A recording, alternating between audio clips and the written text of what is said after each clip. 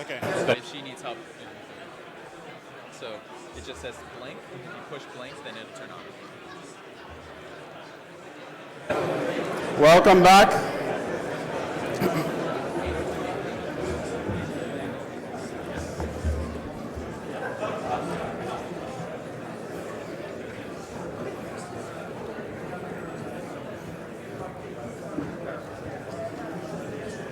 Could we please take our seats for the next session? Thank you.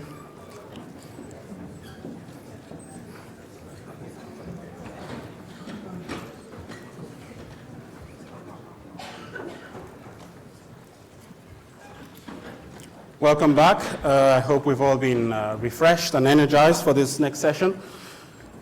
I want to echo the sentiments that was expressed earlier in just welcoming everyone again for this great conference.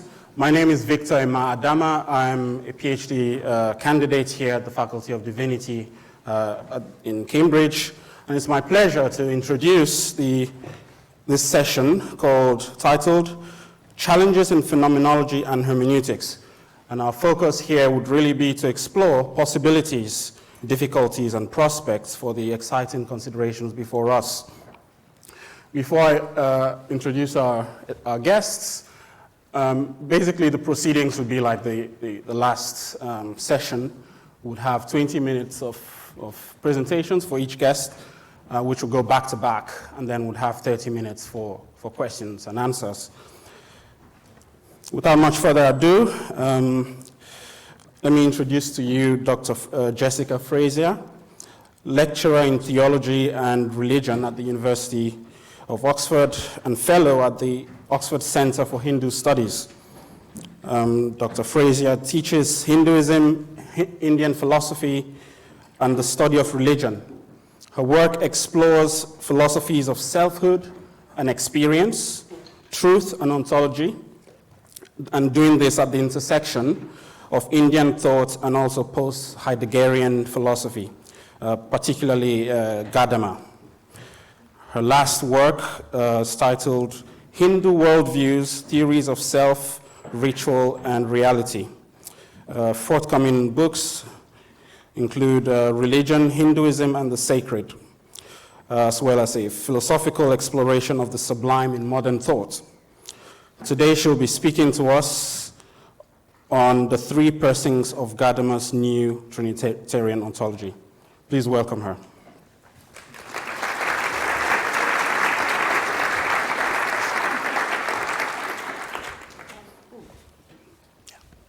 Button, green light. Can people sort of hear me? Not really? No? Yes, sort of? Does that work? Okay, good. Lovely. So, first of all, thank you very much for the invitation to come. Already, in the last 4 days, my complete worldview about what is true and knowable in the universe has been changed, which is always, it turns out to be helpful in the long run, and that's actually really useful, particularly in relation to my understanding of Hans-Georg Gadamer, who I'm going to speak about today. A colleague of mine, Jeremy Corrett, once said, after he read a book I wrote on Gadamer, he said, Gadamer's kind of your Gandalf. And I said, yeah, you're right. Oh, my God. But I've just come to the limits in the sense of what I think Gadamer's phenomenology is trying to do. And it's useful for me because I think the ontological aspiration of his phenomenology is extremely large. He's trying to do something like what the great scholastics were doing. So I hope to be able to clarify the limit, even though I do not have solutions for what lies beyond it. So that's just sort of a starting point there. I won't have time to speak about personhood, which I think would be a really interesting way to get at the problem of phenomenological ontologies in their uses of the Trinity, but it's too short a time. But I will be focusing on grounding, which I think is an enormously important point in regard to the notion of trying to create an ontology that is complete and full.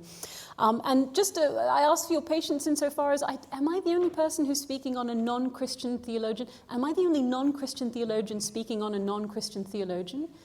It's a curious which I think I'm kind of grateful for this opportunity because I think it's very relevant, and I think Gadamer would have welcomed the idea of what this conference is doing to a very high degree. But it means that in some ways I'm engaging here in what it means to develop out of phenomenology what for Gadamer was in some sense secular. Not secular in the way we tend to use that word these days, kind of agonistic and complex, but in some sense coming from a worldview that for him did not require the language or metaphysical postulation of a being beyond. He was not himself Christian. But I think that it will nevertheless be a useful, relevant project to come to that. So let me start with that. And also nice to be here. This is the university where I was at Catherine Pickstock's first ever lecture. And I think for years I still had the page on which she explained Plato. And my Plato still is Catherine's Plato. It's really helpful. And my first ever lecture in Cambridge was actually John Milbank on Plato, which turned into a lecture on Thatcher, which was excellent. So happy memories. So if I start. I want to engage partly with the narrative that's being told within this conference about what ontology does and the place that Trinitarian ontology plays within it. And that means I'm looking at this narrative that actually is already embedded in the rubric that we were given at the outset of this conference. The notion of God as the creative cause of all being in theology, that particular role. The idea that modern ontology has variously attempted to construct a towering structure of being but fails to secure its own originary foundations. That's an important claim, controversial, interesting.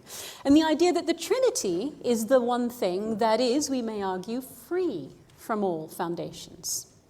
And that therefore ontology cannot contain but rather and more radically points to God, and all nature thus tends toward the supernatural, the angelic, in its metaphysical dimension. So there's a claim here that the Trinity is the thing that can solve the problem of foundations, that the Trinity is part of a question of foundations with which phenomenology's method, which in some ways is, I think, confusedly committed to empiricism as the ground, and the transcendental truths that it can yield through a kind of deductive analysis as the true at last. I think this is nevertheless, it raises questions about grounding with which phenomenology's methodology has not fully engaged. It's interesting the degree to which it has not yet gone beyond the empirical, or indeed completely, I think, clarified its commitment to never going beyond the empirical. And that's partly what I want to talk about here. So Gadamer was someone who wanted to find in phenomenology a new ontology. He desired it greatly, and I think he was very skeptical of Heidegger's kind of inherited notion that ontotheology is the big monster that we cannot escape from. He was very, actually quite optimistic, a bit like Deleuze and Badiou in the modern world, about constructing new metaphysics. Heidegger's, the second quote, Heidegger's destruction of metaphysics has not, in my view, robbed metaphysics of its importance today. He says this towards the end of his life in his autobiographical reflections. A people without a metaphysics, he says, is like a temple without a sanctuary, an empty temple in which nothing dwells any longer, and hence is itself nothing anymore. You need a metaphysics. Remember, Gadamer is deeply shaped by the notions of self-knowledge, of emplacement of the individual within the whole as a route to a fruitful and creative form of Bildung, self-creative development, that he inherits from all sorts of directions, not only from sort of pietist, vitalist, mysticism on one side, from Heidegger, from the human sciences on the other. And he finds that this is really important in a lot of the traditions he works with. So he's obsessed with the Greeks, he's obsessed with Hegel. He celebrates that Greek form of thinking that constantly points beyond itself, a reflective process that naturally points toward the one, toward being, toward the good, which is present in the order of the soul, in the constitution of the city, and in the structure of the world. He's obsessed with this, but it's hard to find him doing thinking that points beyond itself. And this is the direction in which I'm finding that phenomenology becomes reluctant, even though in Gadamer we see someone who admires a more speculative form of inferential sort of theory making. So Gadamer's way of doing ontology is through a project of winning back these undemonstrable questions of metaphysics, however undemonstrable demonstrable they may be, by detecting in them the linguistic constitution of our being in the world. He's using language, by which he really means logos conceptuality, as the metaphor, not the metaphor, he's using it as the expression of the structure of being. Right? Language is the house of being for him in a very direct and ontological way. And he wants to translate questions of metaphysics into this ontology that he sets up, his hermeneutic ontology of language. And in this connection, he draws on the Trinity. So he wants to give a kind of secular phenomenology of the Trinity. And in it, as we'll see, there is clearly a place for what he thinks of as being the Son, and indeed for the Spirit. In fact, it's almost all Spirit. But I'm not sure that we are going to see a Father. So we've had various scholars have written on his appropriation of the Trinity, John Arthos, Eberhard, Oliver. And as David Vesey puts it, Gadamer's tendency is to seek general philosophical significance from exclusively theological concepts. This is kind of appropriate to his situation. He is the sort of the secular spiritual philosopher of the 20th century. He's neither religious in the way that, say, Paul Ricoeur is, or Max Scheler, who he admired very greatly. He's not religious in the complicated, on and off, on again, off again way that Heidegger is. Nor is he atheistic. And he's very uncomfortable about the way that modern forms of strongly rejecting atheism developed in the 20th century. He grows up, he writes of his own youth in Breslau, which is liberal. There are Catholics, there are Jews, there are men, there are women. Everyone's uniting and debating through the medium of poetry readings. And there's an agreement that the 20th century will unfold human culture, but also the human spirit. So he wants to find spiritual, let's call it, significance in ontology in this way. And in this context, the creation of the Word came to be viewed as a true image of the Trinity in his work. So for him, language and Trinity, as something created out of the pre-existing potentiality of the divine, are directly analogous because they have the same structure. So the process of divine persons and the process of thought really have something in common. And we'll look at how he explores this through Plato, Augustine, Aquinas, although we'll see that it's the differences rather than the similarities between the divine and the human word that are important to him. So ultimately, there is the gap between the human word and the divine word in their structure in one particular way that, again, is not so much to do with the Son and the Spirit, it's to do with the Father, the source. Just as an aside, what he's doing with the Trinity in his work is very similar to what he's also doing when he talks about Plato and Hegel's dialectics, the notions of logos, but also zoe in Greek religion. And Walter Lammy's book on Gadamer and the Divine brings out the way in which Gadamer is doing religion in a way when he reads the Greeks. He writes about the importance of taking the Greeks not as secular philosophers, but as religious thinkers. It's also relevant to his section on play, ontology, and truth and method, and his interpretation of poetry, as we'll see. Now, the way he does Plato is particularly through a set of texts that he sees as really central. They're kind of middle period to late period Plato, in which he sees Plato as bringing a greater sense of complexity, relationality, and self-reflexive dynamism to logos. Right, he sees Plato as critiquing the earlier Socratic arithmos, kind of strongly structured logos, and developing something which is much more, in a sense, Trinitarian. So he talks about this. He's working with the Philebus Parmenides, Theaetetus, Symposium, Sophist, Statesman, Timaeus, and Seventh Letter quite a lot. He's also reading Plato backward out of Aristotle. So he reads him, interestingly, the Posterior Analytics, for instance, he reads as a reworking of the late Plato. And in a way, his Hegel is just a kind of a giant, weird, big Plato later in life. So he's kind of reading everybody platonically, which really irritated Heidegger, but that's another issue. So he talks about this, and I've got lots of quotes, I won't read through all of them, but he talks about unity and multiplicity. He says unity and multiplicity are fundamentally in dialectical relation to each other in all concept. Even the dialectic of this relationship conditions the whole nature of the word. And again, with Gadamer, word is never just a linguistic notion. It's always logos concept in the widest sense. Even the divine word, he says, is not entirely free of the idea of multiplicity. It's true that the divine word is one unique word that came into the world into the form of the Redeemer, but insofar as it remains an event, it is itself always a plural, unfolding, historically embedded, interpretively rich, ongoing process. And for him, very important to this is the Parmenides. We'll come back to that. So for him, dialectic was always about unfolding this internal complexity of concept. And it's something that he sees branching, going directly through Augustine and into the Christian tradition. It's the supreme and ultimate demand for an account and a foundation, striving to ground at a deeper level what was proven with the intuitive evidence of mathematical theorems, to reduce surface and figure to number, and that to its elements, unity and plurality. Note that for him, it's unity and plurality that are the transcendentals, not the strong structure of a logos, as you might think it exists in something like the Republic. For him, it's really the principles of a constantly tipping balance between sameness and difference, chorismos and methexis, that is actually the transcendental structure shaping the world. And if we can understand it well, he talks about the idea that, the third quote, this reveals the true, the logos, common to all things, the cosmic law and universal ground of the real. Right? So for him, what we start to see in Plato is that plurality is already there in the notion of logos, if we read it the right way, and that this is essentially for him a Trinitarian insight. And the ways in which plurality is specifically present in Logos is in terms of continuum, that no single idea is ever itself, but always is, of course, on a continuum with its opposite. This comes up a little bit in the Phaedo.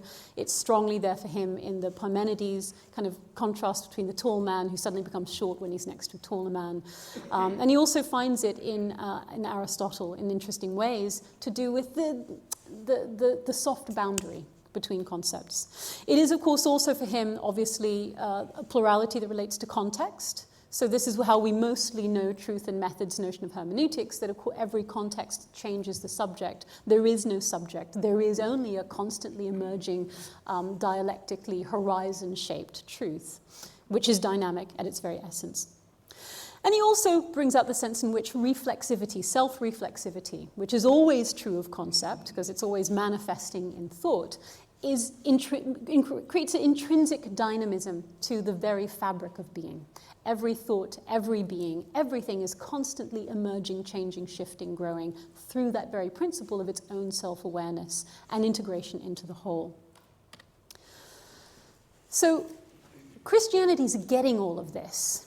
It's just that there's a kind of a complex debate within the religion between which aspects it wants, the determinacy or the relationality. But the relationality has always been there, even from the Platonic heritage.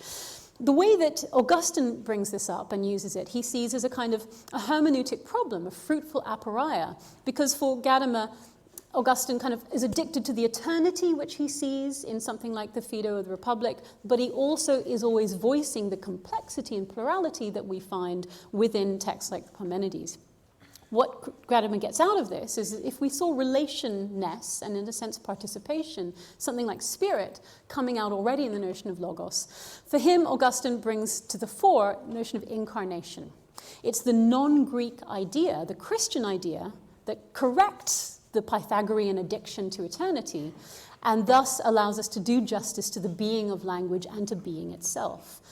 And it provides a special ontological simplicity. I won't read these, but he contrasts the notion of becoming where something gives way to something else to a notion of becoming in which something is always working out its own pre-existing internal nature. Right, so, and one of the images he uses for this later is various images, but he uses the image of a fountain, for instance. It's constantly upwelling, but that upwelling does not change the nature of the fountain. And he talks about the way in which you have a kind of ontological becoming in which the new dimension sustains a mysterious unity of Father and Son in Trinity, or Spirit and Word in mind and speech. Right, so we have that parallel, that mirroring of the two contexts. And thus the inner mental word is just as consubstantial with thought as is God the Son with God the Father. It is the subject matter through to the end. There's no change, and it thus possesses a processual element. So incarnation, in some sense, that something can create, become concrete and particular, finite and specific in time, and yet only be expressing something that was already latent, and even that word suggests a kind of a succession already within it, is really important for him. It's one of the ways in which he wants to use the Trinity. So we have spirit as a kind of plural participation, we have son as a kind of incarnation.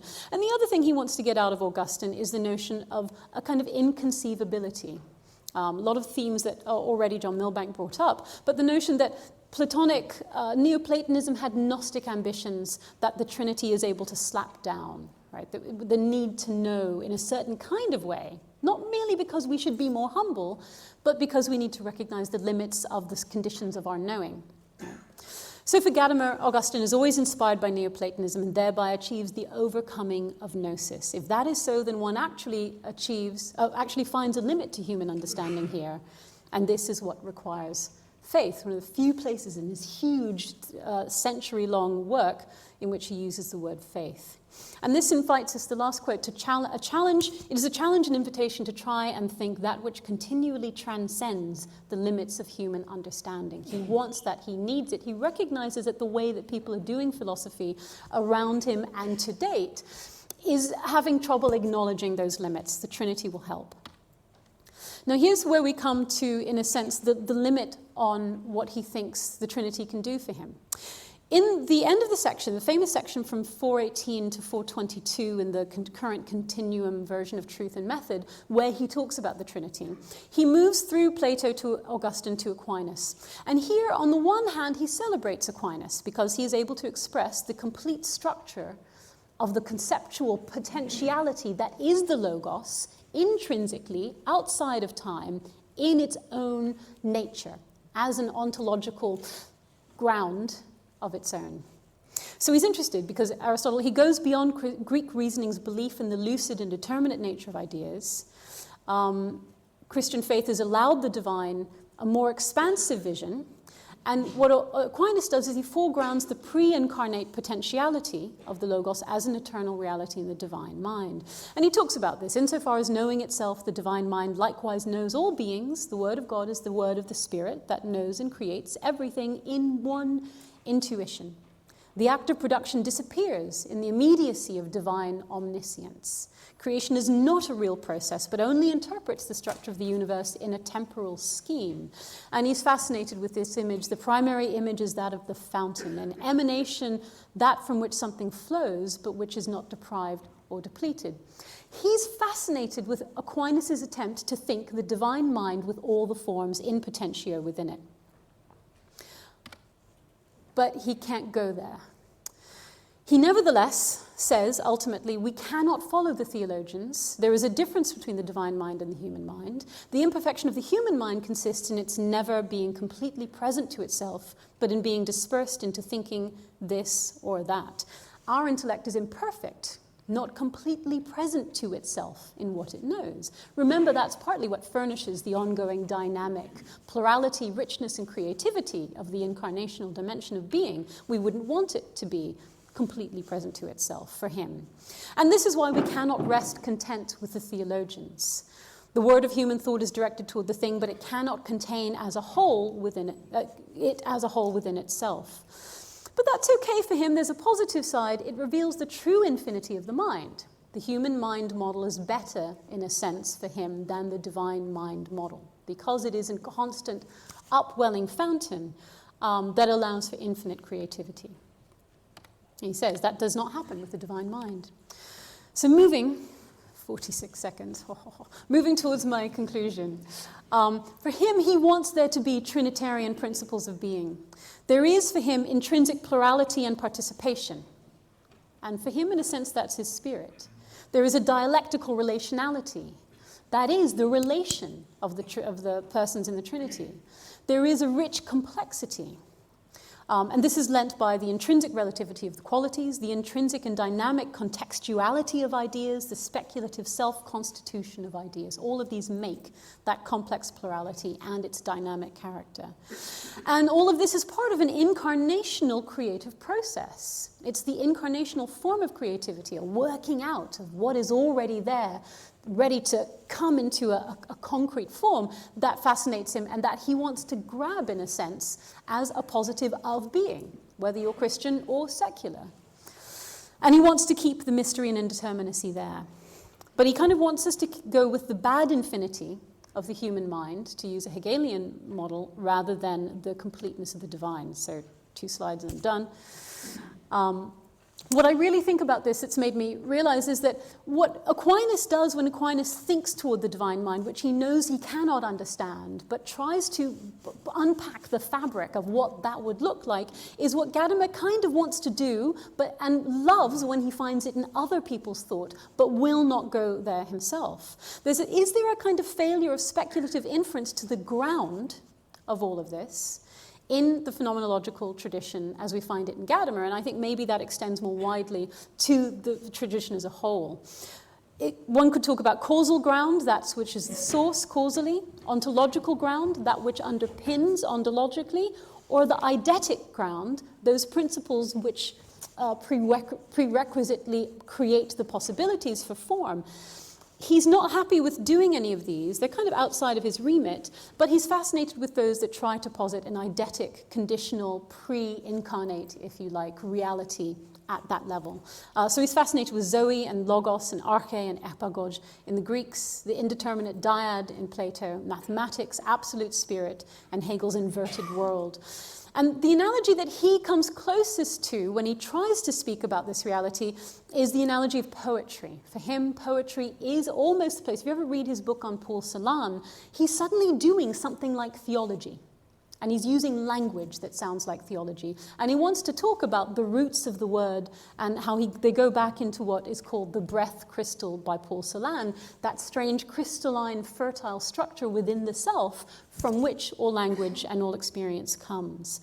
And he says, late speech to the Stefan George Society, he says, poetry is always, in the final analysis, a way of confronting ourselves, the world as a whole, the world of our experience, which has become present, and expresses the you are that. And here he's quoting a Hindu text, actually. So last slide. And I won't read all of this, but in a sense, what Gadamer's failing to do is find the parent.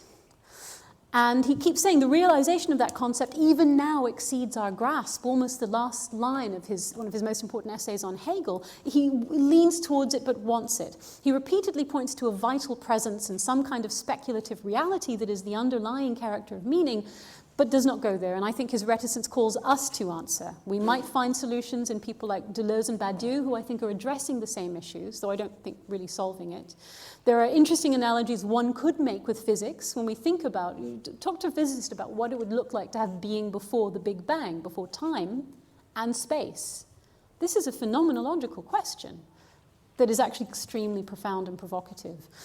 And above all, it made me realize that phenomenologists who I adore, they're my Gandalfs, but that there's a kind of, in their commitment to ground of a certain kind, the transcendental self-appearance of the phenomena, they've not taken into account fully the forms of inference to grounding, to foundations, that drove most of the scholastic tradition and much of its thought, and which are not necessarily invalid forms of philosophizing. So I think there's an invitation to move forward on that there, and I'll leave it there for now.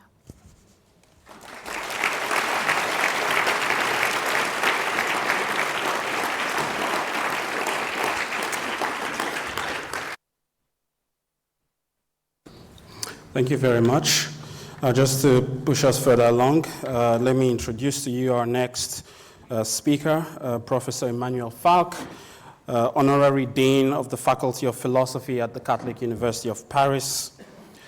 His work spans a broad range of research interests in medieval theology and philosophy, particularly Bonaventure, modern philosophy with an emphasis on new philosophical and theological articulations of corporeality, new methodological explorations of the relation between theology and philosophy. And what his work is most known for, explorations on the limits of phenomenology and its new possibilities. Some of his, I won't go through his many works, but some of them include Crossing the Rubicon, the Borderlands of Philosophy and Theology, The Wedding Feast of the Lamb, and most recently a work on Freud and psychoanalysis, titled Ça n'a rien à voir. He will be speaking today on what is titled Trinitarian Kenosis and Limits of Phenomenology.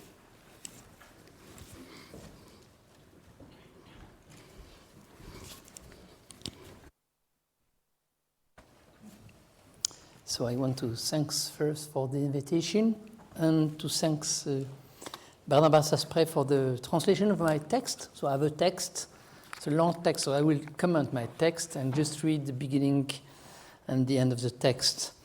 In this text, I try to read or reread my Philosophical Triduum, 3 books translated in English, The Guide to Gethsemane, The Metamorphosis of Finitude, and The Wedding Feast of the Lamb. And I'm working now about the limits of phenomenology.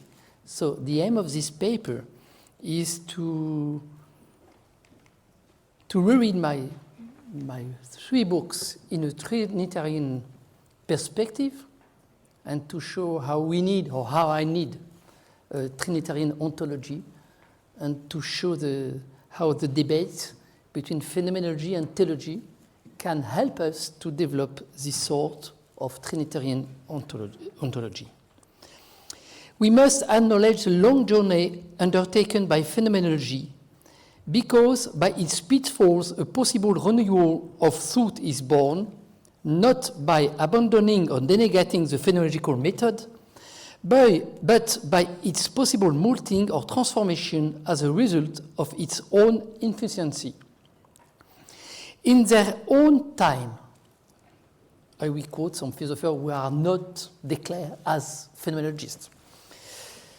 Jacques Derrida, Paul Ricoeur, Gilles Deleuze, and Michel Foucault foresaw this. With or about phenomenology, we can neither say nor conclude everything. I say that now, but not 10 years before. Its great strength, description, is also its great weakness, systematics. There is no question of playing or replaying here the debate between phenomenology and metaphysics, which is probably outdated in my mind, and in reality each side is paralyzed by its own attack on the other. Heuristic quarrels have little meaning insofar as they are content to oppose their protagonists without truly entering into a disputatio, or what I call in one of my books, a loving struggle, equally committed and on a level playing field. But there remains a third way, which claims allegiance neither to phenomenology nor to metaphysics, but to philosophy as such. This way consists in interrogating concepts in their articulation so as to cover a spectrum of thought broad enough that nothing is forgotten.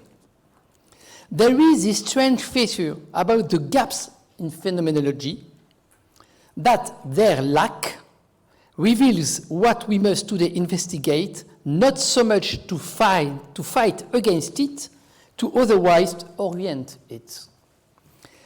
For my part, in my previous work, I have identified 3 pitfalls in phenomenology. In fact, it is 5 now, but I'm working only on 3, to which I would add 2 that remain to be explored. First, the primacy of weakness over strength, or the primacy of passivity on activity. You can think about Levinas, and so on. Second point, the hypertrophy of the flesh over the body.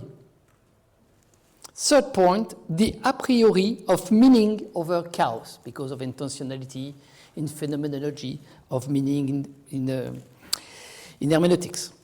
To which I added two more, but I will not speak about it now. The presupposition of otherness over solitude. When you have a problem in phenomenology or ontology, you have just to call that there is someone other, and now it's okay. That is a question. And then the claim of the self-evidence of the events over the brute of fact of existence. Whatever may become of these pitfalls, of which I have now identified 5, a reflection on Trinitarian ontology raises the question. Here is the question. What is, or could be, the very structure of the being of Trinity in regard of these lacks of phenomenology itself? The question might be surprising from at least 3 points of view. One might rightly ask, first, the collision, even the collision of philosophy and theology, is not here absolutely superfluous and arbitrary. Second, if one can truly ask a dogma to fill the gaps in phenomenology. Third point, the backlash of theology and philosophy, which is my thesis, does not pay too high a price to the point where it is done to God in his nature to resolve problems that the human being cannot solve. So, now I will speak. It is very well known that you can only recognize a tree with its own fruits. So it is the same now. That's why if we want to develop a Trinitarian ontology, we have, and I have, and it is the first time I'm speaking about him, to come back to Klaus Emerle. Because Klaus Emerle is one of the famous theologians who spoke about Trinitarian ontology. In his thesis for Trinitarian ontology, a text, he pronounced this text in 1975 for the Urs von Balthasar 70th birthday.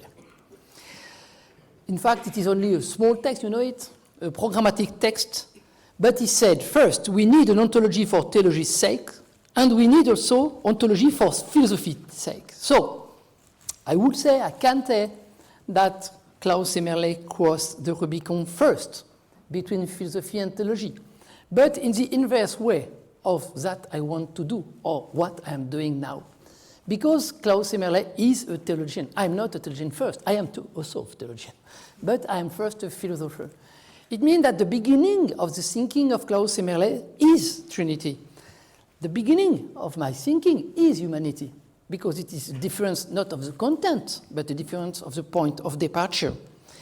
In that way, I think that we don't have today to oppose first the objective form of revelation, which is Balthasar, and you know that Emerle is very close to Balthasar, and then the error of the word of Rahner, because it is a very sterile debate. We have to try to articulate the two, and if we want to articulate the two, I have to show now how is it possible for the Trinity himself to respond first to the primacy of the weakness over the strength, in that case, to develop a figure of God as a power to save. Second point, to respond to the hypertrophy of the flesh over the body and to develop a figure of God with the sickness of the incarnate, which is, of course, his point. That's the first point was the Holy Spirit. Here it is the Son. And then to respond in theology to the a priori of meaning over chaos in phenomenology, which is the descent into our deepest abyss, which is the figure of the Father. I just want to add that there is a sort of Irenism in phenomenology. I think, exactly as Dominique Janicot said in the very well-known book, The Philological Thought of Theology, would we not a phenomenology to develop the dramatic sense of existence? I'm not sure that the dramatic sense of existence is really developed in phenomenology today. That's why we have to learn from theology too. First point, strengths in life. The question of the opposition between strength and weakness and the figure of Holy Spirit. We have to go back to the Nietzsche critique of Christianity. It is very well known that Nietzsche spoke about the death of God, but the death of God has been only interpreted in philosophy as the death of the Son. You have the theology of the death of God with Vahanian and some other. We said that we have a God who died, so thanks to Nietzsche.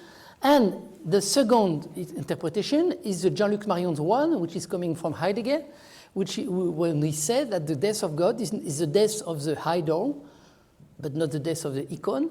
And in that way, Christ is always alive. But there is a question, Alain Badiou raised this question, the God we can die is not and cannot be a conceptual God. But when we are speaking about the death of God as the death of a concept can't die. the God who can die is the God of Abraham and Jacob, the God of which Pascal is speaking about.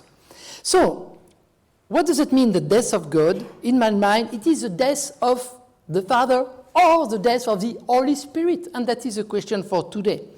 And what is the sense of the death of the Holy Spirit? It is because Nietzsche, in his very famous paragraph of the Gay Science, paragraph 125, he said, God dies, but he adds, God remains dead. Remains dead, it means it's erased and forgotten of our memories. So the question for today is not only a question for Christian people outside of us, which is a question of nihilism. It is a question for us. What did you do about the force? What did you do about the resurrection? Because it is a sense of Holy Spirit. I just quote what in the Acts of the Apostles. You will receive a power, dynamine, when the Holy Spirit, to argue has come upon you. Or St. Paul, through faith of the power of God, energeias to Theou, who raised him from the dead. So, it means that the sense of the Spirit is force, is strength, and not only the act to return for the Son to the Father, which is a Latin conception, and not only the act for the Holy Spirit to be given to the Word, which is a Greek conception. And I think that in theology, we have only in the Russian theology, Bulgakov, Berdayev, and Florensky, but especially Berdayev, who show that Holy Spirit is first force. In that case, if we want to develop the sense of force, we can't stay in phenomenology only in passivity or in weakness, the faith in Lévinas, the gift in Marion, the auto-affection in Henri, the fiability in Ricoeur, the word in Chrétien, the liturgy in Lacoste. And in theology, we can't stay only in the sense of a weakness of God. We are always speaking that. Or in the Judaism, and sometimes in Christianity, of the Tzimtzum. Because if you are always speaking about Tzimtzum or weakness of God, God lost his power. That's why I'm speaking about a struggle, which is a struggle in life and not the struggle for life, exactly as Jacob, in front of the angel in Genesis, I will not let you unless you bless me. So we have to be in combat, because combat is life. There is a good combat. But to understand what does it mean, a good combat, we have to distinguish between agon and polemos. Agon, which is the struggle, the good struggle, as athletic struggle, because I exist because I am in front of the others. And this polemos, which is the act to raise the other, or to fall because I don't want to be in front of the other. So, theology has to begin as philosophy by the question of force, as Spinoza showed it in the Kenosis, but perhaps as Thomas Aquinas did it in the act of being. In that case, we can say that it is not body which make love, but love which makes body. But what does it mean, love makes body? It means that we are force and we are trying to find the body. Exactly between man and woman, but exactly the same for God in the Eucharist. What does it mean, Eucharist? The Eucharistic consecration. It means that the priest said, implore to have a force, the Holy Spirit, for the bread become body, for the wine become blood. So it is a force which become body, and that is the Holy Spirit. Second point, the figure of the Son, life in the body and flesh. So it is very well known that there is a distinction between flesh and body, Leib and Körper, in phenomenology. But in my work, in my mind, I think that the question of body is in fact more difficult than the question of flesh. Exactly, in fact, what Husserl said, because he spoke about the impossible incorporation, and he said himself that it is more difficult to understand why I am a body and not only a flesh, It is more difficult to know and to speak about the resurrection of my body, about my organic body, than about my resurrection of my body, about my live body. And me, just now, I wrote a text which is, okay, I wrote a lot about the resurrection of my live body, what I feel and I will feel. But what about my organs, organic body? So we have to go back to the organic body. Why do we have to go back to the organic body in the framework of a Trinitarian ontology? Because the Son became a body, a true body, against Gnosticism. And there is also a form of Gnosticism in phenomenology when phenomenologists are only speaking about live body or flesh and not about the true body, which is also the organic body. The body with instinctual life, as said Nietzsche. That's why I developed a concept which is the spirit body, le corps épandu, between the extended body of Descartes and the live body of Husserl. And the spirit body is my organic body, I am an animal body, organic body, but it can see by the other as a human body. But I can develop it now. So, I just want to quote Tertullian on the flesh of the Christ.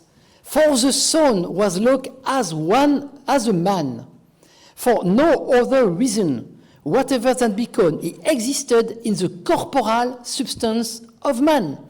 The muscles as claws, the bones as stones, the mammillary glands as a kind of pebbles.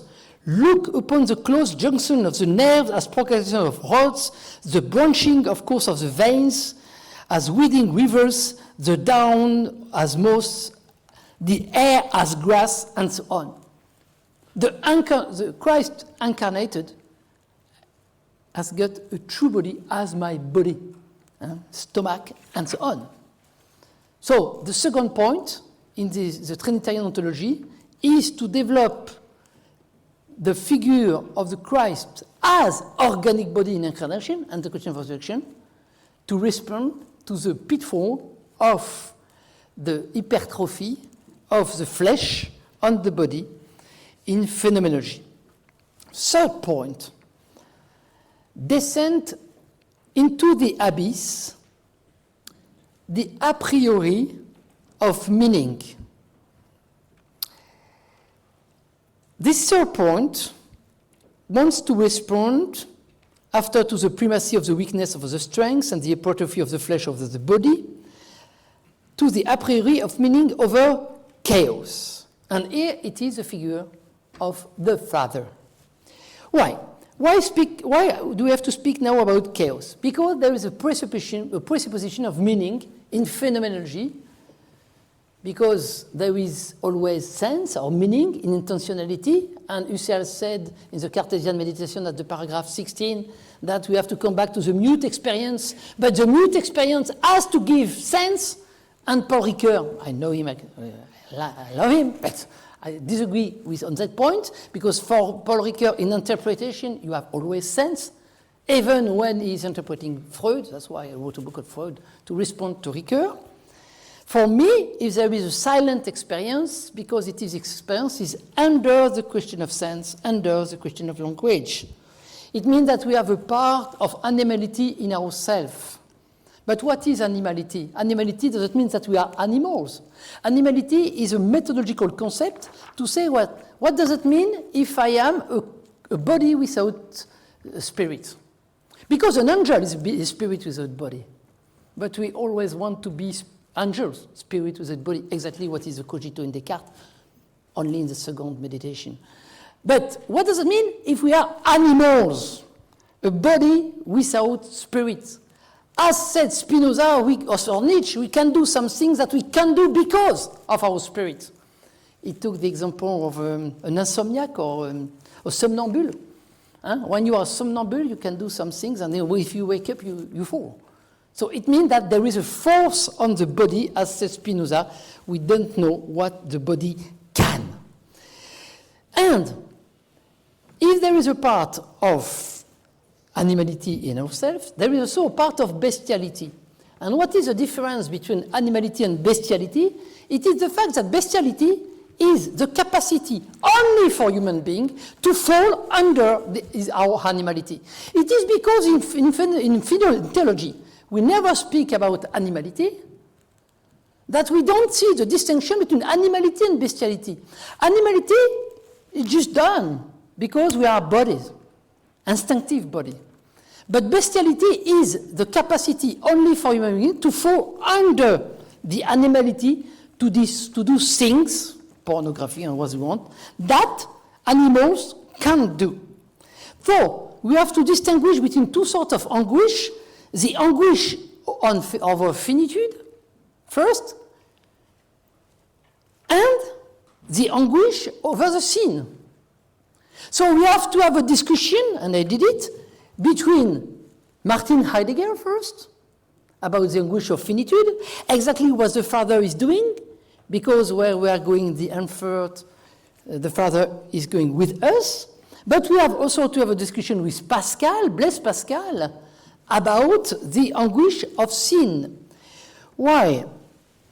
Which is bestiality. Because I just want to refer to this text, very well-known text of Pascal in his Memorial in 1654, when he said, you know it, joy, joy, joy, tears of joy, I have departed from him, they have forsaken me, the fount of living water.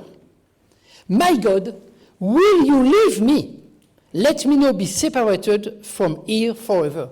Will you leave me? Leave me. And no, why have you forsaken me? Pascal speaks on the future. The Christ on the cross spoke on the past. Why?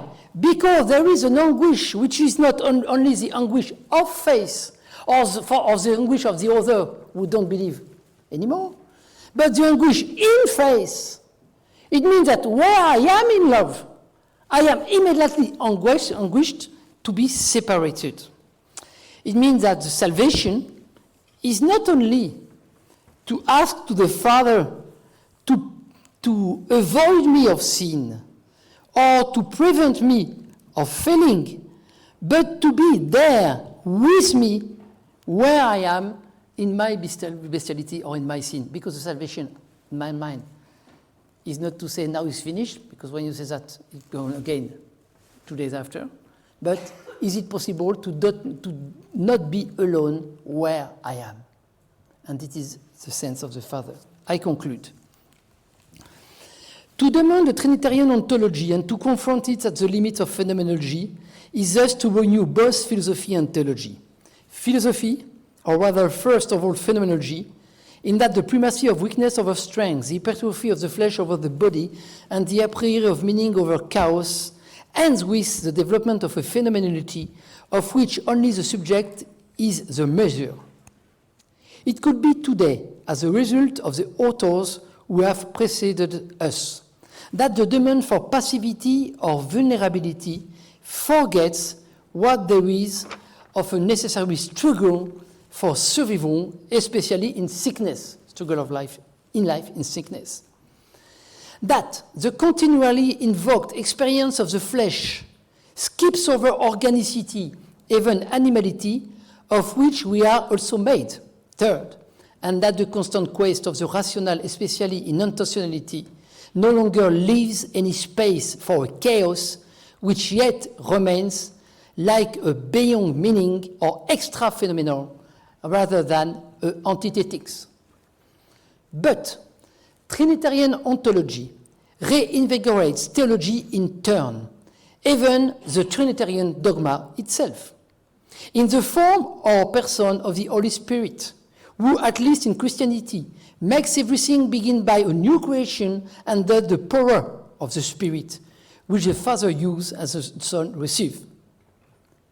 Second point, in the person of the Son, who took on everything, including the material body, of which we are made, even to transform it without ever forgetting. Third, in the person of the Father, finally we indwells in us to the very deepest part of our abyss, in a metamorphosis of finitude, to be sure, salvation by solidarity, but also renewed union or connection, salvation by redemption. Like Spinoza's Conatus, God makes the effort with us, Emmanuel. It's not only because it is my name. to perceive, or better to enlarge our own being, but in teaching and inspiring us to love one another in the most subtle part of each of us. First, in the breath of his spirit, where he expressed himself as a power. I will send you a power. By the sickness of the Son, where he is given as body. This is my body. And the Father's will of salvation, where he meets us in our chasm. In the beginning, the earth was formless and void. There is thus no philosophy or theology that does not participate in spirituality. And it is probably by forgetting that we have become self-centered, without seeing that God assumed everything in order to transform it. Such is a reminder beyond ontology from what we might well call mysticism, and that Klaus Emmerle had the merit of assuming, regardless of the false division between disciplines and exercises that various people have imposed for too long. And I quote Klaus Emmerle in his Trinitarian Ontology: the theory of Trinitarian Ontology as congruent with it, as its condition, as its consequence, a corresponding spirituality. But it is not only I, the individual, who am moved and changed by this. I am at the same time pointed out towards a new relationship of the thou, of the we, to society in all its domains. To begin with spirituality, with a sustained brief formula of faith, from which we can surmise the whole plenitude of what is to believe. It is, we have known and believed the love that God hath shown to us. Thanks.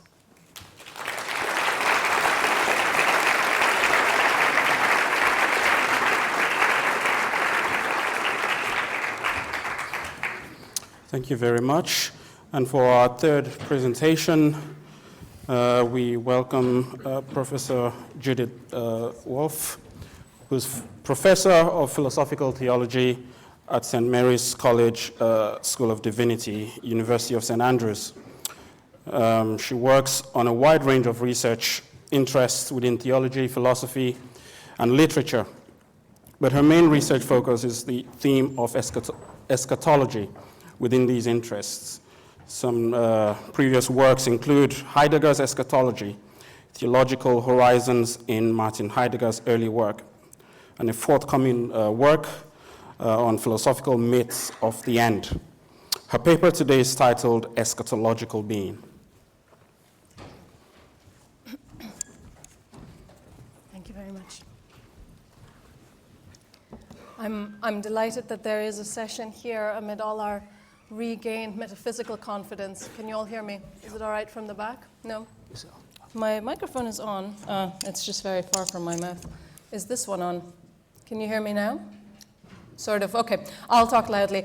I am very glad that there is a session here that recalls us amid our hard-won, renewed metaphysical confidence to the strictures that phenomenology has pressed against metaphysics in the 20th century. And although I'll be brief, part of this paper's aim is simply to recall you both to the joy and to the strictures that phenomenology has brought and should continue to bring, I think, to the study of ontology. The critique of ontology defined 20th century philosophy in both the Anglo-American and the European traditions. And as I've just suggested, in Europe, the most generative form of this critique was phenomenology, which sought to be true to what appears to humans from within their own structures of intentionality. In other words, from within their own ability to constitute and to relate themselves to objects and to others. In the hands of thinkers like Martin Heidegger, and I'm thinking primarily here of his early phenomenological phase rather than of his later critique of ontology, this phenomenological method meant a bracketing of metaphysics, which now appeared formulated from a spurious God's eye view of the world, which he didn't think was possible. And with it, ultimately, a bracketing of any kind of talk of God. And that's because Heidegger, following Kierkegaard and following Kant, thought of God so much as constituted by an infinite qualitative difference from us, that even if God could break into our experience, it was from beyond our own structures of intentionality to such an extent, so wholly from without, that philosophers at least, possibly theologians not, but philosophers at least, couldn't talk of God in any responsible way. Now, this begins as an epistemological argument, but like Kant, Heidegger underpins it with a logical one. What God might give humans, the gift of grace as a participation in his own plenitude, is not, in fact, for Heidegger thinkable. To think it results in an existential antinomy similar to Kant's antinomies of reason. The very eschatological unrest that defines human existence, in other words, the very dynamics of desire and of always not yet being complete, which define our lives, cannot find completion for Heidegger without ceasing to be anything that we would recognize still as life, as striving, as dynamics. This was, of course, already noted by Kant and by Schleiermacher, and constitutes the heart of, and by Hegel to some extent, the heart of the aporia of what it might mean to complete a system of dynamics in a static state. Now, death plays both an existential and a logical role here for Heidegger. It bounds our life existentially. In other words, we are never yet ourselves. We are always yet to be defined by choices and by events that we can't foresee or control. And at the very moment when we might finally arrive at that point where we have made all our choices, all our things have happened to us, and we could finally say, I am whole, that moment we are no longer there because we are dead. And so the moment of completion is also the moment of death, of no longer knowing ourselves at all. In this role, death for Heidegger also serves as a logical symbol of the impossibility of plenitude. Now, for Heidegger, as we know, this results in a very interesting vision of the human as most deeply defined by an ethical imperative, namely the imperative neither to deny the lure of desire for completion, nor to give in to its illusion. He gives us, in other words, an ethical inflection of the Kantian problem of metaphysics, which centers on a morally charged description of the human as defined most vitally by the tension between ineluctable finitude on the one hand and the equally persistent desire to transcend on the other.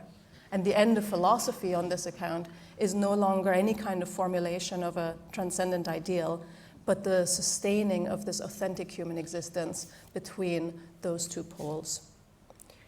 Now, what interests me is the ways in which theology that is influenced by phenomenology has tried to find ways of facing this challenge.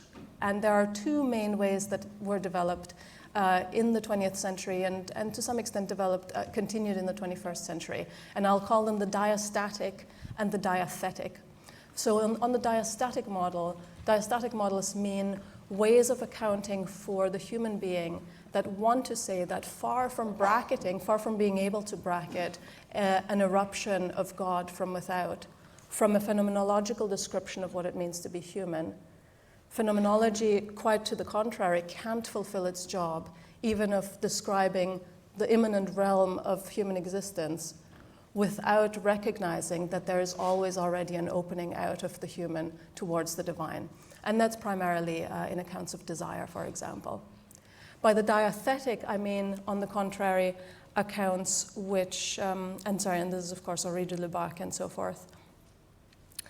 By diathetic, I mean accounts that focus on the human openness to identity-shaping experiences that come from out with its own structures of intentionality. And I'll get to that in a moment. But first, the diastatic, which interests me more because it's more relevant to the kinds of thinkers we have in the room here who've been developing Trinitarian ontologies.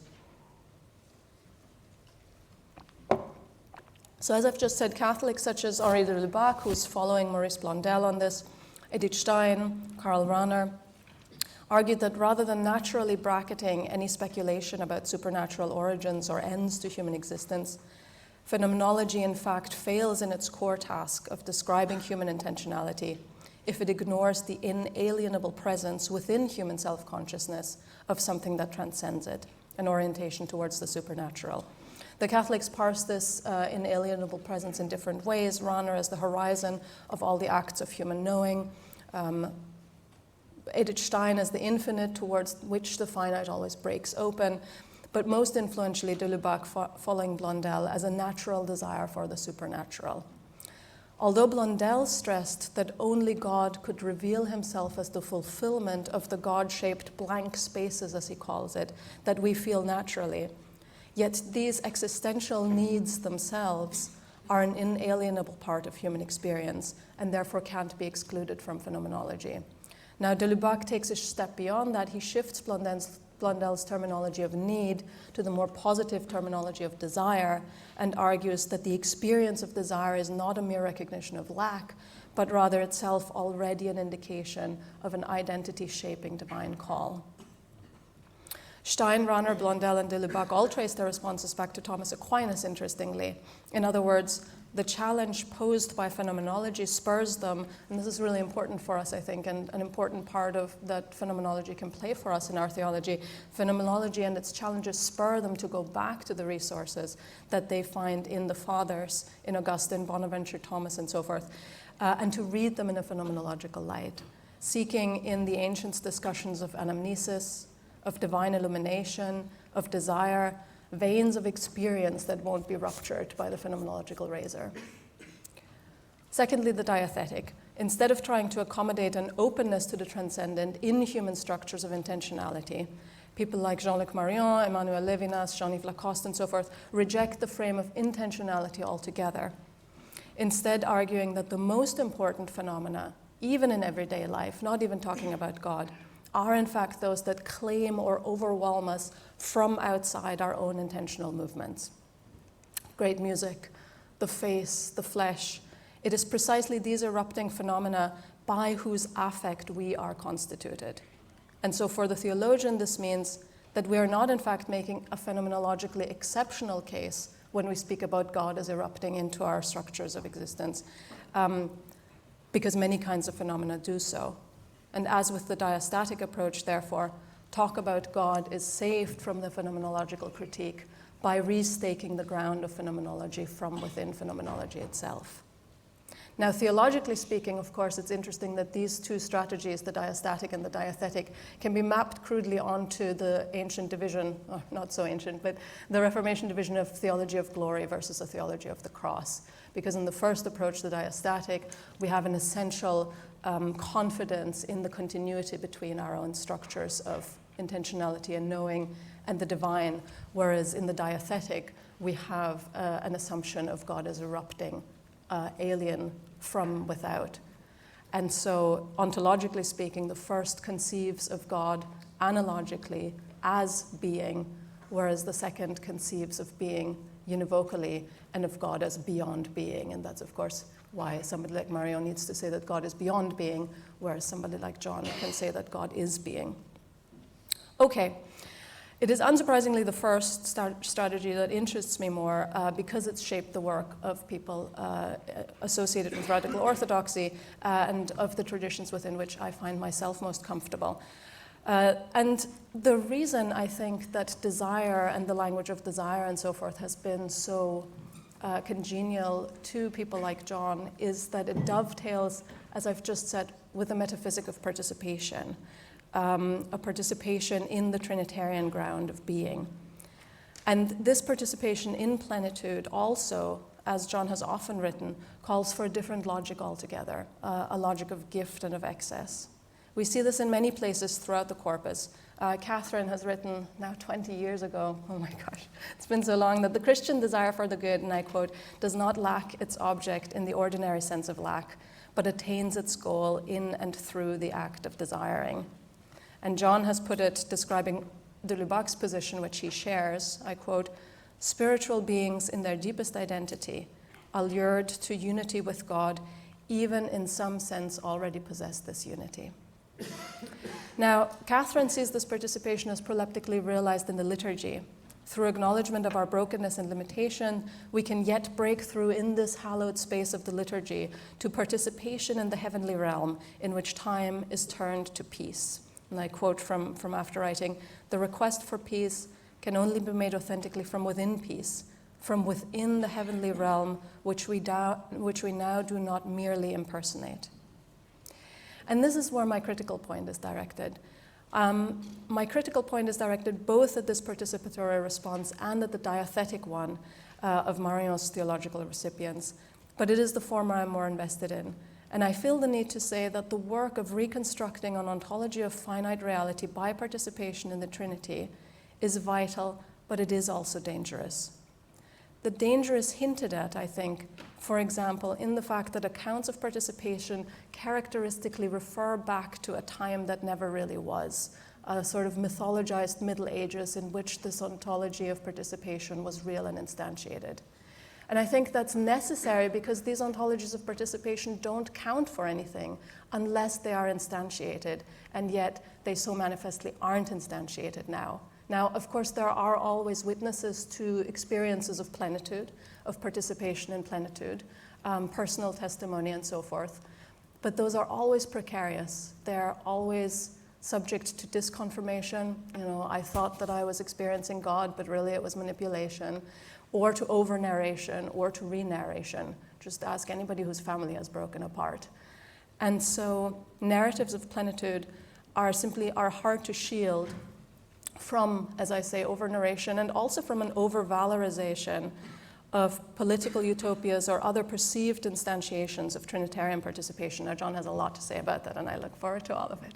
But that's more seriously, I think, though, participatory ontologies often find it hard to avoid some form of pantheism that's theologically tricky. And I think Heidegger has to be taken more seriously here. Human temporality and mortality cannot simply be outpaced towards participation in plenitude, whether in knowledge or being. Participatory ontology, in other words, to my mind, is too often over-realized eschatology. The phenomenological critique, therefore, demands to me an eschatological dimension to Trinitarian ontology, a theology of participation that takes more seriously the eschatological preliminariness of human knowing and being. And attending to a phenomenology of desire, I think, is absolutely essential here, because Heidegger is right. Our desire, or any desire that we might feel for God, is precisely the desire for something that could not be given in our spatio-temporal existence. It is an existential aporia. The object of our desire for plenitude, in other words, is impossible to determine from within. And this is because our desire is always guided by our imagination, while the fulfillment of that desire is strictly beyond our imagination. And we can therefore, and I think this is integral to theology, it's integral to eschatology, we can never fully escape the Feuerbachian or the Derridian critique that we might merely be projecting something of ourselves onto the eternal projection screen. Now, of course, we have knowledge of God in Christ. There's no question. God is not an eschatological unknown. But what we see in Christ is not, for the most part, or fully, God in glory. As George MacDonald says, quote, and I love this quote, it applies to so many things, "The door into life generally opens behind us, and the only wisdom for one haunted with the scent of unseen roses is work," i.e. the imitation of Christ. This does not mean that we should give up on desire. Aquinas, in a remarkable passage in the Summa Theologia, even suggests that desire might increase a capacity for beatitude. I quote this beautiful passage, "The intellect, which has more of the light of glory, will see God the more perfectly, and he will have a fuller participation of the light of glory who has more love. Because where there is the greater love, there is the more desire. And desire, in a certain degree, makes the one desiring apt and prepared to receive the object desired. Hence, he possesses the more love, will see God more perfectly, and will be the more beatified." But it is vital to remember that desire is, as I've just said, for something that could not be given in our spatio-temporal existence. In other words, Although desire is guided by imagination, it also has to realize that it's precisely a desire for something beyond imagination and therefore, in a sense, a self-dissolving desire. And this is, I suggest, because our very mode of knowing now is merely an image or a preliminary to the mode of knowing in which alone we could experience plenitude. We know all things now partly by self-reflection, by taking into ourselves, as the scholastics after Aristotle would have it, by taking into ourselves the object in the mode of the knower. But the New Testament suggests again and again that this kind of return to self, this necessary component of self-consciousness and of self-reflection in knowledge, will be broken. Now we see in a mirror darkly, but then we shall see face to face. Or in one of my favorite verses, 1 John 3, which I quote at every opportunity, "Beloved, we are God's children now, and we do not yet know who we are, but we know that when he comes, we shall be like him, for we shall see him as he is." To be created in the image of God in Christ means that we cannot know or be ourselves until we see God face to face. Contrary to the assumption of a basic and immediate epistemological access to the self, which is prerequisite to all other knowledge, or the ability to take into ourselves all things known, St. Paul here projects knowledge or vision of God. St. Paul here projects knowledge or vision of God as the most basic and direct form of self-knowledge. In other words, he suggests an eschatological mode of knowing in which it's not by return to the self, but solely by reflection on God and by his return to self of ourselves, we can know and be ourselves fully. This cannot mean a taking of God into ourselves, for he is infinite. It must mean a being taken of ourselves somehow into God, an entirely eccentric mode of knowledge in which our mode of knowing here and now, where God is still hidden, is subsumed and turns out merely to have been an image of what knowledge is like.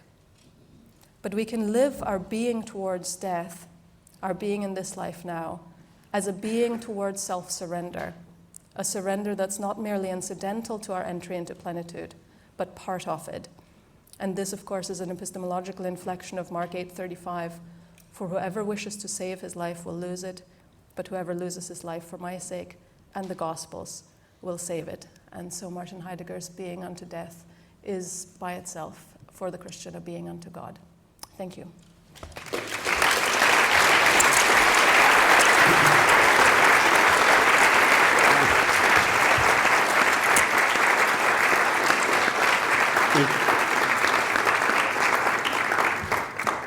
Thank you very much. We've got just about 15 minutes for questions. I'd encourage you to please keep them short and straight to the point, and there are mics going around. This one.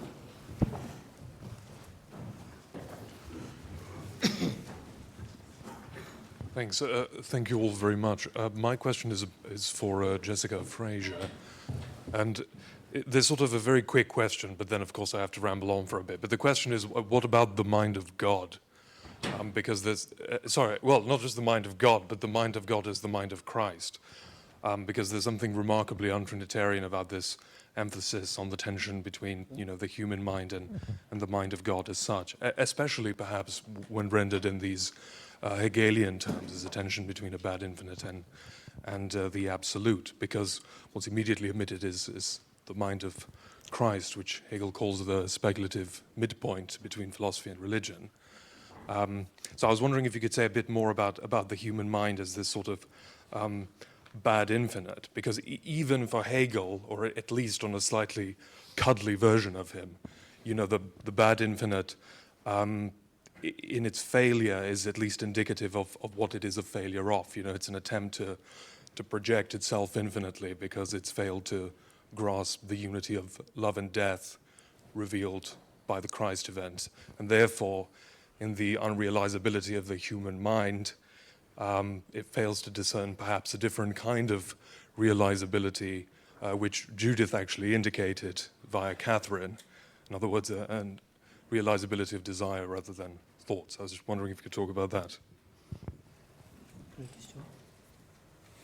I didn't hear the question. Sorry, this is for Jessica. It's about Gadamer's. No, it's for Jessica. So Don't it's- worry. Okay. I'll answer a bit and then I'll hand it over actually. Can you lift your microphone, Jessica? Or turn it on if you haven't. No, it's not. It's okay. it's on. Brilliant. Well, I mean, it depends whether you're answering for me or Augustine or I'm answering for Plato or Aquinas or Gadamer. Now, for Gadamer... Gadamer, yeah. Yeah, exactly. I mean, again, Gadamer's relation to... Okay, Gadamer, he doesn't believe in Jesus per se. I'm going to go out on a limb. He actually says in one of his texts, while his father was a biologist, his mother's a kind of a pietist mystic who dies when he's young, he has a love of religion, a desire for much of what's involved. But he says, I and my father, we never really got on with the resurrection. He kind of implies the physical incarnation as such in the way it's portrayed by the church. So there's a caution there. Insofar as what he would make of the meaning of the incarnate mind. Like in some ways, this is what he's trying to say, is that there is no mind of God. There is only incarnate mind. For him, we're all Jesus in that sense, right? We're all, unlike Jesus, we haven't chosen it, right? But we're all undergoing the strange, curious, narrativized, structural being of radical concept. And we're all in its grip. And yet we're all the thing itself being fully at every moment what it always already was anyway, right? Which for him is true of Jesus and is true of thought and is true of history. So it's not that there's something before that was the God and then there's something later which is the person in history, the person, the word in history and time. It's all always the mind of Christ because it's all always incarnated in history. And in a way, that's what I'm curious about, is that he doesn't really feel that there's the other part. It's the Father that's the problem. That doesn't really answer your question, I don't think. Well, I'd like to get in more Yeah. questions in. So also, if you could please keep it a bit shorter. At least 3 more questions. There was one somewhere in the front. If you could please bring the mic.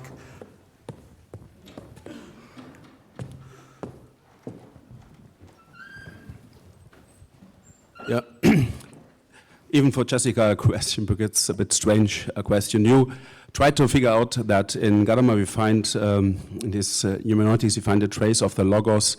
There's a one word which at the end has many meanings, is communicated in many forms. I think this is a very classic image we have even in other contexts, that the Trinity is a module for unity and difference. Knowing that you are a teacher of Hindu philosophy, I make the question now, even in hermeneutics we make the experience that we cannot understand the text, that the melting of the horizons does not work, that perhaps today people do not understand religious items and so on. So there is even the destruction of meaning, of understanding, of communication. The Hindu god Shiva corresponds to this nice idea that even people cannot understand, that there's something rotten in communication. Is there any possibility to relate this experience of hermeneutics to this Hindu Trinity? Or in other words, is there something that Christian Trinity corresponding to this idea of destruction, lack of understanding? Fairly briefly, yeah, in some ways, I mean, definitely Hinduism has all kinds of thoughts on this, and that's part of why I work on that scholastic tradition. And interesting to think that maybe they haven't got a sense of a complete mind. What it looks like for God to either have a pattern of the whole, or to be an infinitely upwelling, always infinitely creating bad infinite mind. Could God have a bad infinite mind and still be omniscient? But if there is an infinite potentiality of the formulation from the principles, then in theory you have to be. So I certainly Hinduism talks about this and is not committed to omniscience in quite the same way that I think the Christian tradition with its Platonic background is. How that works out in the Christian context, I don't know. It's an interesting question, whether you could have that messy endlessness within the divine. Okay, are there other questions? Okay, there's one there. And then after that, I'll come to you. My question is for Judith Wolfe. You said that diastatic approach can kind of be characterized as a theology of glory, and then you pointed out some dangers of participation language, and I'm wondering if with your eschatological qualification, you're trying in some way to move away from a theology of glory to a theology of the cross. Is that how you would see it? I wonder if you could comment on that. Thank you, that's a good question. Well, maybe a theology of the resurrection is better than a theology of the cross. I think theology of glory and theology of the cross are obviously they're obviously too simplistic, and they're caricatures of both of the traditions that we actually find living both today and back in the Middle Ages and the Reformation.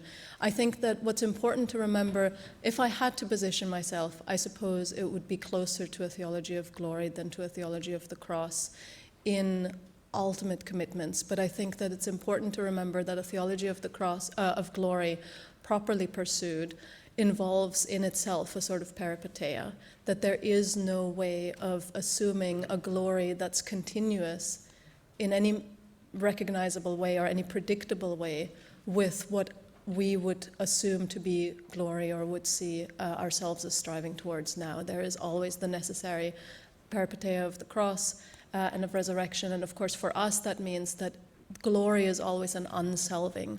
There can be no anticipation of glory in which the self is simply aggrandized, because of course the very end of being human, the very thing for which we were called for, is to be something other than merely selves, but rather to be raised up into Trinitarian life and into a participation of Trinitarian life, which means it's something that we couldn't, of course, by ourselves fulfill, or as I've tried to argue in the last part of my paper, even anticipate the shape of. And so I think a theology of glory properly pursued does subvert itself to such an extent that a theology of the cross hopefully wouldn't have as much of a problem with it as Luther suggested in the Heidelberg Disputation. Excellent. Okay, we'll have time for one more question. I'd like to prioritize a phenomenology question for Professor Falque. So if there's any, is there specifically? Yes? Oh, okay, well, right. So no phenomenology question. Okay, there's one there.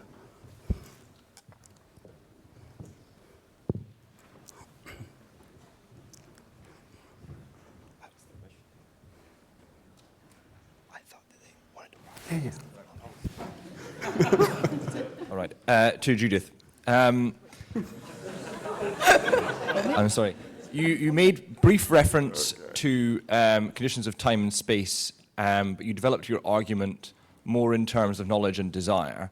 And I would ask how much you think the discontinuity of the present state and the eschatological state is a question of the body, and how much you think it's a question of the participation of our mind or soul, in as much as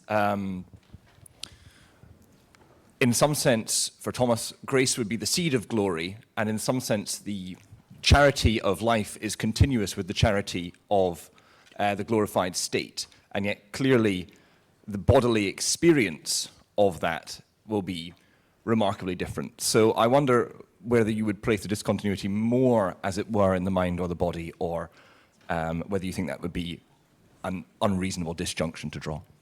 Yeah, that's a super question. That's a question that I haven't nearly started to address in my own mind. I think that it does point to a problem in Aquinas's view of the account of the beatific vision, if only insofar as I really don't see how, even though Aquinas in other parts of the Summa affirms the bodily resurrection, how his vision of the beatific vision can accord with a New Testament emphasis on the resurrection without a lot of acrobatics. Now, I do think, of course, that we have to take seriously Paul's account of the resurrection body as so different from our body that it resembles a wheat in its relation to the seed. And Aquinas does show us, or does emphasize, that he himself doesn't know how we can conceive of knowledge without the intermediary function of the imagination, which is also a function of the body. But I think there's a huge body of questions that hopefully we'll have time to address over the next few years. Excellent. That's all we have time for this session. We will now break for lunch and come back here by 2 o'clock. Please join me in thanking our panel.